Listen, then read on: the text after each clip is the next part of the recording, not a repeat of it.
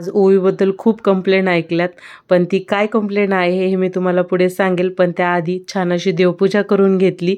घरामध्ये देवपूजा झाली ना, की खूप जास्त प्रसन्न वाटतं. ही लक्ष्मी आणि गणपतीची जी फ्रेम आहे ना, ती मला गिफ्टमध्ये भेटली आहे. तर ती खूप सुंदर दिसती आहे. देवाऱ्यातही तिचा म्हणजे खूप छान वाटते आहे. मस्त अशी तिचीही पूजा करून घेतली आणि छान तुळशीची पूजा करायला घेतली. तुळशीला पाणी घातलं ना, की मन प्रसन्न वाटतं. घरामध्ये तुळस असेल ना, तर खूप छान प्रसन्न वाटतं.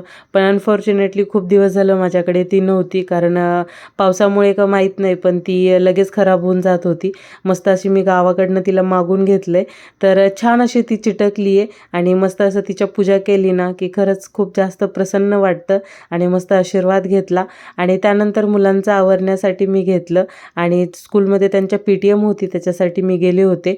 पण स्कूलमध्ये गेल्याच्यानंतर ओवीच्या एवढ्या कंप्लेंट ऐकलं ना टीचरकडनं, की वेद आणि मी दोघंही शॉक झालो. आणि मग वेद तिला मस्त असं शिकवतोय, की दीदी 1 याला 2 बोलतात. तिला म्हणजे माहीत नाही, पण टीचर बोलतात की ती बिलकुल स्कूलमध्ये लक्ष देत नाही. पण त्यानंतर त्यांच्यासाठी मी एक टेंट हाऊस मागवलं होतं. मग त्याची असेंब्ली करायला घेतली. याचं पूर्ण असेंब्ली केलेला जे आहे ते मी माझ्या मोठ्या व्लॉगमध्ये तुम्हाला दाखवले. तिथे जाऊन नक्की बघा. तो ऑलरेडी मी व्लॉग अपलोड केलेला आहे. मस्त अशी त्याची असेंब्ली केली. मग काय त्याच्यासाठी दोघंही पूर्ण बाबाला मदत करू लागत होते, की बाबा असं करा तसं करा म्हणून. मग छान त्याचं असेंब्ली करून झाली. मग त्यानंतर काय दोघांना मस्त असं टेंट हाऊसमध्ये जायचं होतं आणि ते एकटे नाही तर त्यांच्या बेबीला घेऊन जात होते. मुलं काय मस्त एन्जॉय करताय. चला तर मग आपण नेक्स्ट व्लॉगमध्ये भेटूया. बाय.